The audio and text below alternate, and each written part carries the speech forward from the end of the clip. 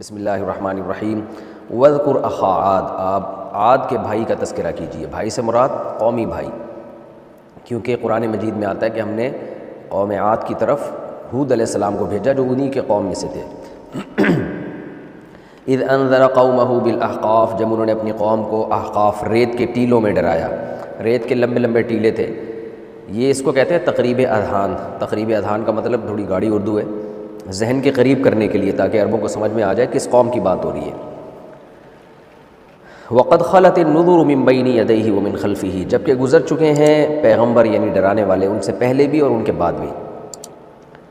ان سے پہلے پیغمبر گزر چکے ہیں، یہ تو سمجھ میں آتا ہے کہ اللہ نے بیان کیا کہ پہلے جو پیغمبر گزر چکے ہیں وہ بھی ڈرا چکے تھے پچھلی قوموں کو، تو ظاہر ہے ان پیغمبروں کے مضمون بھی کچھ نہ کچھ چلتے آ رہے تھے، ان کی بھی کچھ باقیات تھیں قوم عاد کے پاس۔ تو جب پہلے سے توحید کی دعوت چلی آ رہی ہو، پھر آپ کے قوم میں بھی پیغمبر آ کے آپ کو توحید کی دعوت دے اور پھر آپ انکار کریں، تو یہ جرم کی نوعیت بڑھ جاتی ہے کہ بھئی ایک مضمون تو پہلے سے چلا آ رہا ہے، کوئی اچھمبے کی کوئی نئی بات نہیں ہے توحید کی دعوت جو حضرت ہود علیہ السلام نے دی۔ بعد میں جو پیغمبر آئے وہ اللہ نے اس لیے بیان کیا ان کا کہ قوم عاد کے جانے کے بعد کہ توحید کے معاملے میں، اللہ اپنی عبادت کے معاملے میں، دین برحق کے معاملے میں اللہ کی نظر میں اتنی اہمیت ہے کہ یہ سلسلہ جاری رہا ہے۔ ایسا نہیں ہے کہ قوم عاد تباہ ہو گئی تو پیغمبر نہ آئے ہوں، یعنی یہ توحید کا مضمون اور حق کی بات کا مضمون، دین برحق کا مضمون اتنا امپورٹنٹ ہے اللہ کی نظر میں کہ پیغمبر پہلے بھی آئے ہیں بعد میں بھی آئے ہیں، تو ایسے مضمون کا انکار کرنا قوم عاد کے لیے یہ بہت بڑا جرم تھا کہ جو مضمون ایسی ثابت شدہ حقیقت ہو کہ پہلے بھی پیغمبر آئے ہوں اور ان کے بعد بھی پیغمبر آئے ہوں اور سب ایک ہی دعوت دیتے رہے ہوں، تو ایسے مضمون کا انکار کرنا قوم عاد کے لیے یہ یقیناً بہت بڑا جرم تھا۔ اب میں دوبارہ ترجمہ کر دیتا ہوں۔ فرمایا اذ انذر قومہ بالاحقاف، جب ان کے پیغمبر نے اپنی قوم کو ریت کے ٹیلوں میں جہاں وہ رہا کرتے تھے ان کو اللہ کے عذاب سے ڈرایا، اور جو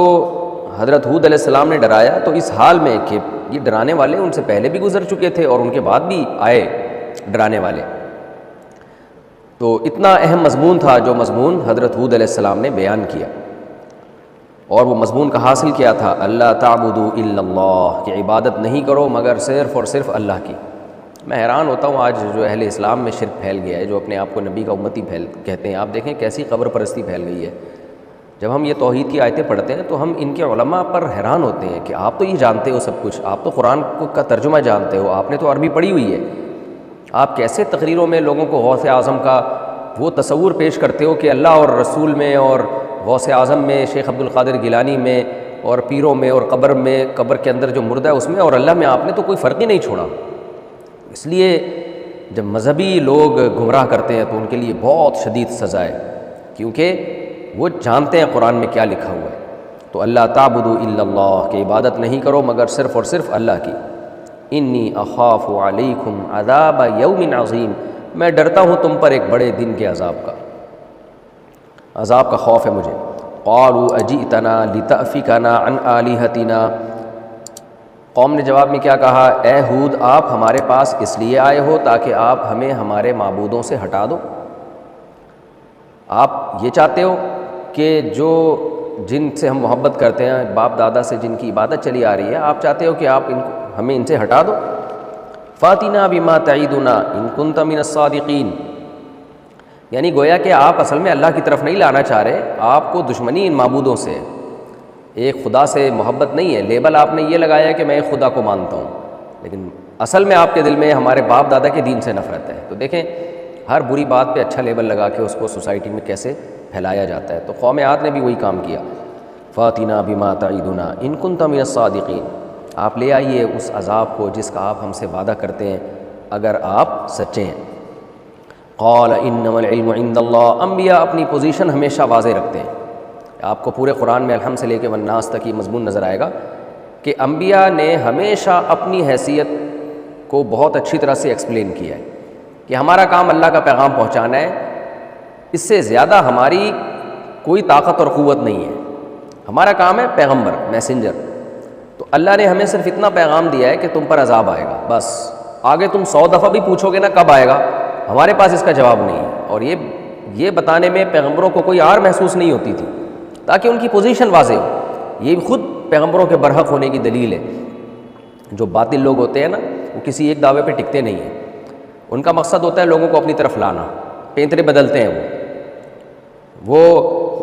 جب کسی چیز کا بہت زیادہ دباؤ ہوگا ان کے اوپر تو ان کے اندر فلیکسیبلٹی، لچک پیدا ہو جائے گی، وہ نظریے میں لچکدار ہو جائیں گے۔ تو آج آپ دیکھ لیتے ہیں جو بھی باطل لوگ ہیں جو لوگوں کو اپنی طرف بلاتے ہیں، تو انبیاء سے جب بھی پوچھا جاتا تھا عذاب کب آئے گا، بھائی ہم عالم الغیب تھوڑی ہیں، ہمیں کیا پتہ کب آئے گا عذاب، ہماری پوزیشن یہ ہے کہ اللہ کا پیغام تم تک پہنچا دینا بس۔ اس لیے ہود علیہ السلام نے بھی یہی کہا، قال انما العلم عند اللہ، کہنے لگے علم تو صرف اللہ کے پاس ہے، وابلغکم ما ارسلت بہ، میں تو پہنچا رہا ہوں تمہیں وہ پیغام ارسلت بہ، جس پیغام کو لے کر میں بھیجا گیا ہوں، میرا کام ہے اللہ کا پیغام تم تک پہنچا دینا، عذاب کب آئے گا مجھے معلوم نہیں ہے، ولکنی اراکم، لیکن بات یہ ہے کہ میں تمہیں دیکھ رہا ہوں قوما تجہلون، تم ایسی قوم ہو جو جہالت کر رہے ہو۔ جہالت کر رہے ہو، وہ جہالت کیا ہے کہ تمہیں توحید کی دعوت دی جاتی ہے، تمہیں بتایا جاتا ہے کہ یہ بت کچھ بھی نہیں کر سکتے اور اللہ کا عذاب آئے گا، تو تم ان سب باتوں کا انکار کس بیس پہ کر رہے ہو، تمہارے پاس کیا دلیل ہے؟ تم دلیل یہ دیتے نا کہ نہیں نہیں یہ بت تو کر سکتے ہیں، دیکھو ان کے ہاتھ ہیں جن میں پکڑنے کی طاقت اور ٹانگوں میں چلنے کی طاقت، یہ دلیل دیتے نا، اول تو یہ دلیل بھی غلط ہوتی، لیکن دلیل تم کیا دے رہے ہو کہ عذاب کب آئے گا، آتا کیوں نہیں ہے عذاب، اور آپ چاہتے ہو کہ ہمیں ہمارے بتوں سے دور کر دو۔ تو یہ وہ جہالت کی باتیں تھیں جس پر ہود علیہ السلام نے اپنی قوم سے کہا کہ میں دیکھتا ہوں کہ تم جہالت کی باتیں کر رہے ہو۔ فلما رأوه عارضا مستقبل اودیتہم،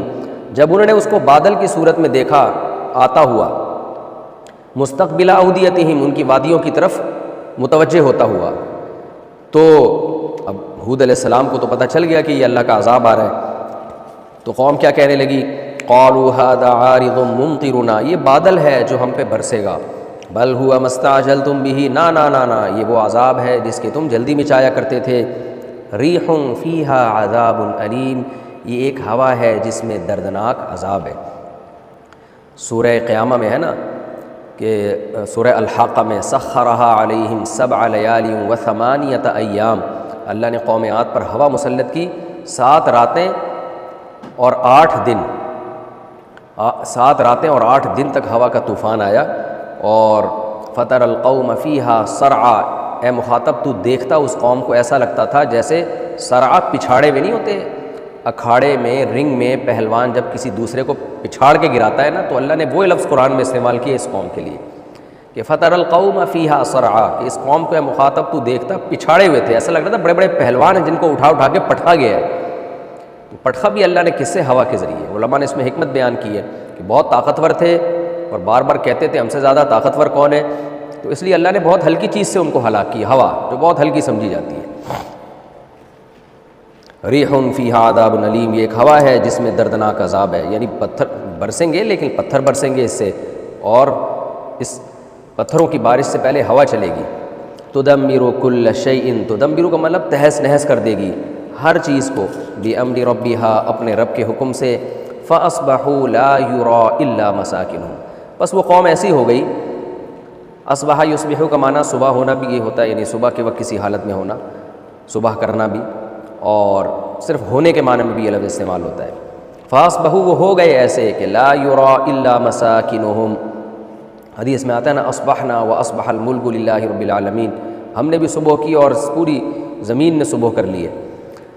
فاصبحوا، وہ ہو گئے ایسے، لا یری الا مساکنہم، کہ نہیں دکھائی دیتے تھے مگر ان کے رہنے کی جگہیں، یعنی وہ بھی پورے نہیں بلکہ اس کے نشانات۔ کذالک نجزی القوم المجرمین، اس طرح سے ہم مجرموں کو بدلہ دیا کرتے ہیں۔ اللہ تعالیٰ فرماتے ہیں وَلَقَدْ مَكَّنَّاهُمْ فِي مَا إِن مَّكَّنَّاكُمْ فِيهِ، تحقیق ہم نے ان کو جو ٹھکانہ دیا تھا، جو طاقت اور قوت دی تھی، ان چیزوں میں دی تھی کہ ہم نے تمہیں ان چیزوں میں ویسی طاقت نہیں دی ہے، افرادی قوت کے لحاظ سے، صحت کے لحاظ سے، مالی وسائل کے لحاظ سے، ٹیکنالوجی کے لحاظ سے، جو بھی دنیا کے علوم ہیں ان کے لحاظ سے، اللہ کہتے ہیں ہر لحاظ سے طاقتور تھے وہ۔ وَجَعَلْنَا لَهُمْ سَمْعًا، اور اس کے ساتھ ساتھ ہم نے ان کے کان بنائے، وَأَبْصَارًا، ان کی آنکھیں بنائیں، یعنی دیکھنے کی صلاحیت بھی دی، سننے کی صلاحیت بھی دی، وَأَفْئِدَةً، اور ان کے دل بھی بنائے سوچنے کے لیے۔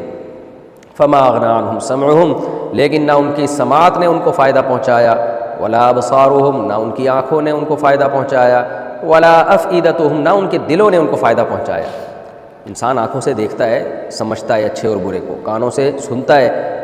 تو اچھے برے کو سمجھتا ہے، یا دل سے ہی سوچ لیتا ہے، تنہائی میں بیٹھ کے غور کر لیتا ہے۔ تو یہ سب چیزیں، یہ جو آلات اللہ نے انسان کو دیے، انسان کے فائدے کے لیے دیے تاکہ نقصان کی چیزوں سے بچے اور فائدوں کی چیزوں میں پڑے۔ لیکن اللہ کہتے ہیں اتنی طاقتور قوم اور سننے دیکھنے سمجھنے کی صلاحیتوں کے باوجود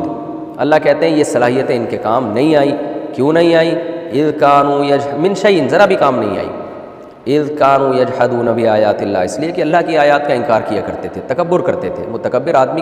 کا دماغ خراب ہو جاتا ہے، اس کو کچھ سمجھ میں نہیں آتا۔ وحاق بہم ما کانوا بہ یستہزئون، اور گھیر لیا ان کو اس عذاب نے جس عذاب کا یہ استہزاء کیا کرتے تھے، مذاق اڑایا کرتے تھے۔